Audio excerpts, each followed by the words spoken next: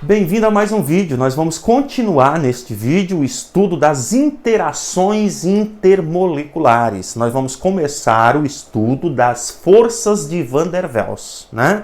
Van der Waals foi um cientista, um físico, né?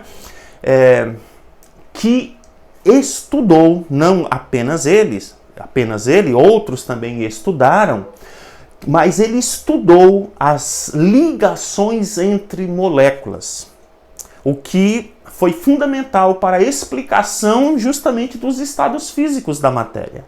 Por causa do seu estudo, né, das interações intermoleculares, ele foi agraciado com o Prêmio Nobel de Física em 1910, né? Então nós vamos agora começar o estudo das forças de Van der Waals, tá? Esse tipo de força é que nós vamos entender direitinho como é que funciona, que vai explicar como é que uma lagartixa, aquele animalzinho que gosta de comer mosquitos por aí, ele consegue andar numa parede, mas também numa janela de vidro, por exemplo, né? Então, que força faz com que suas patinhas grudem nas paredes e elas consigam andar até mesmo nos tetos, de cabeça para baixo, digamos assim, né? Então, são as forças de Van der Waals que nós vamos compreender a partir de agora, tá bom? Então, o primeiro tipo de forças de Van der Waals é a força dipolo-dipolo. O que é um dipolo? Ora, um dipolo é uma molécula polar, certo? Então vamos aqui nos lembrar de uma coisa.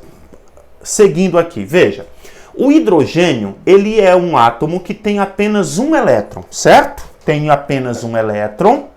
E o sonho da vida dele é ter 2 elétrons, tá? Desde que nasce, o hidrogênio tem um alvo, tem um sonho, se ligar com alguém para ganhar 1 elétron e ficar com 2 elétrons, assim com a sua camada K completa, né? Igual ao gás hélio nobre, ao gás hélio, né? Ao gás nobre hélio, né? Então ele quer ganhar 1 elétron, tá? E um dia na vida dele, para lá para cá, ele se encontra com o cloro, né? O cloro, ele é da família 7A, né? Ele tem 7 elétrons na última camada e ele quer ganhar 1 elétron também. E eles se encontram, os dois querendo ganhar elétrons. Só que o hidrogênio, ele quer ganhar este elétron do cloro para ele. E o cloro quer ganhar este elétron do hidrogênio para ele. E eles ali, tal, não sei o que e tal, a conversa vai no sentido deles compartilharem esse par de elétron. Mas isso é só papo furado, tá? Então nós estudamos as ligações covalentes e a gente dizia que esses caras compartilhavam um par de elétrons. Mas a verdade não é bem essa. Eles não querem compartilhar. Na verdade, esse hidrogênio, ele puxa esse par de elétrons com toda a sua força para si. Então aqui vai se estabelecer como que um cabo de guerra. O hidrogênio puxa para cá com sua eletronegatividade. Puxa com toda a sua eletronegatividade. E o cloro puxa para cá, para o lado dele, o par de elétrons com toda a sua eletronegatividade. Acontece que quem ganha é o cloro. O cloro tem uma eletronegatividade maior do que a do hidrogênio. Então esse par de elétrons, na verdade, ele vai ficar mais próximo do cloro. Tá? Mais próximo do cloro. Mais próximo do cloro. Então a gente diz que esta é uma molécula polar. Por que polar? Porque o elétron está mais próximo do cloro. Elétron é negativo. Quantos elétrons o cloro está praticamente ganhando? 1. Então a gente diz que ele tem uma carga parcial negativa. Carga parcial negativa. E o hidrogênio que praticamente perdeu o seu elétron fica com uma carga parcial positiva. Então, o que nós temos aqui de representação aqui, ó? Esta molécula de HCl é uma molécula, portanto, polar, porque o par de elétrons está mais próximo do cloro. aonde o par de elétrons se encontra, né, o par de elétron da ligação, né, se encontra, adquire carga negativa. E o outro lado, carga positiva, tá? Então, imagine duas moléculas de HCl, né? Como é que elas vão ficar? Elas vão ficar assim, ó. Imagine se eu tenho aqui uma molécula de HCl e eu coloque outra. Elas vão ficar de tal forma, elas vão se combinar ali, se ajustar de tal forma que o lado positivo de uma fique do lado negativo da outra. Então, entre estas moléculas aqui, ó, vai haver uma atração. Vai haver uma atração. Bom, é o que nós estamos representando aqui. O lado de cloro de uma se atrai pelo hidrogênio da outra.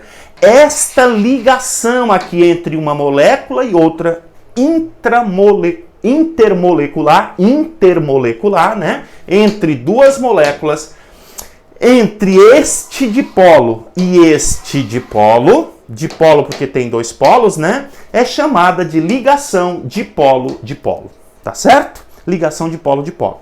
Isso aqui também está sendo representado aqui, né? Você tem aqui a cor azul, aonde tem mais elétrons, né? Fica negativo.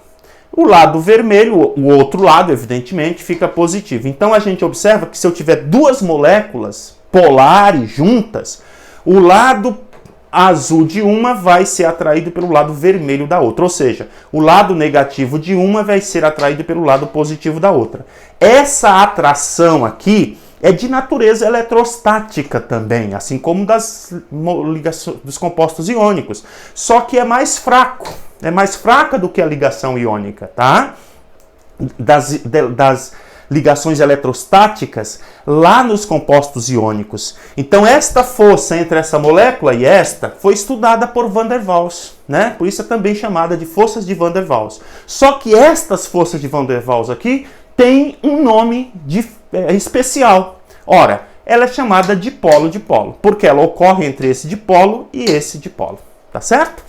Então, o que é ligação dipolo-dipolo? É o tipo de ligação que vai existir entre duas moléculas polares, ok? Muito bem. Então, aqui, né, tenho esta molécula polar atraída por esta molécula polar. Então, o lado negativo de uma molécula é atraído pelo lado positivo da outra. Entre elas vai acontecer aqui uma atração chamada dipolo-dipolo, tá bom? Muito bem. Então, o que é a ligação dipolo-dipolo? É o tipo de ligação que vai ocorrer entre duas moléculas polares. Quais são as moléculas comuns que vão apresentar esse tipo de ligação? Para você ficar esperto aí, né? Então, o HCl, né? HCl, uma molécula polar aqui, HCl. H2S, ácido sulfídrico. O HCl é o ácido clorídrico, o ácido que existe. É um ácido que existe no estômago. Ele é responsável, em parte, pela digestão da nossa alimentação, da nossa comida. Ele age sobre o alimento, né? Preparando ele para ser digerido, tá certo? O H2S também é um ácido, né?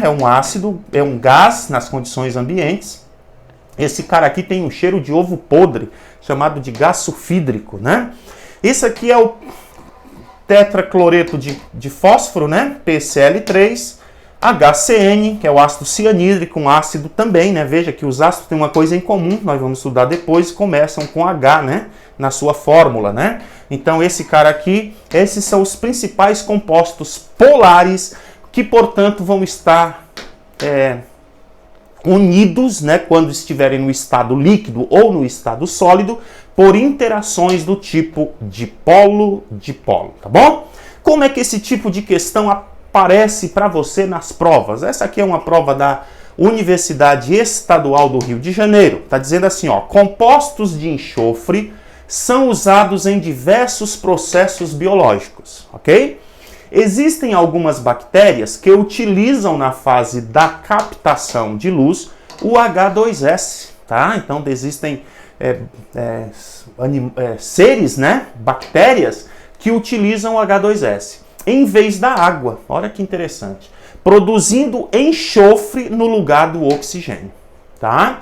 Então, conforme a equação química abaixo. Então está aqui a equação química, dióxido de carbono mais ácido sulfídrico, produzindo aqui uma açúcar, né? C6H12O6, é glicose, né? Mais água, mais enxofre, tá? Então aqui veja que interessante, as bactérias, elas conseguem produzir alimento, glicose, a partir do gás carbônico e do gás sulfídrico. Olha que curioso, que interessante, que bacana, né?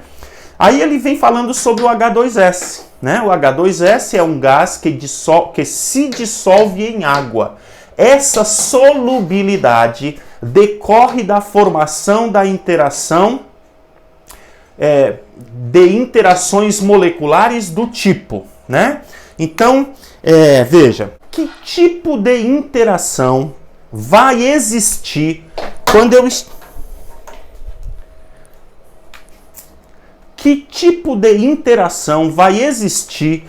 eu estiver presente, quando tiver presente a molécula de H2S, né? Tá? Então, o tipo de interação será iônica? Não, não é iônica, né? O tipo de interação será covalente? Bem, covalente é a interação que vai existir entre os átomos na molécula de H2S. Mas eu estou falando aqui de interação intermolecular, porque é entre as moléculas, a interação entre moléculas, né? Desse tipo. De que tipo? Do tipo do H2S, tá? Do H2S, que são moléculas polares, né? Então, que tipo de interação vai acontecer? Então, não será covalente. Covalente é isso daqui, tá? Agora, entre moléculas que nós estudamos aqui, é a interação do tipo dipolo-dipolo, tá bom? Então, nós encerramos por aqui este vídeo falando das forças de Van der Waals do tipo dipolo-dipolo. Nos vemos no próximo vídeo, quando trataremos...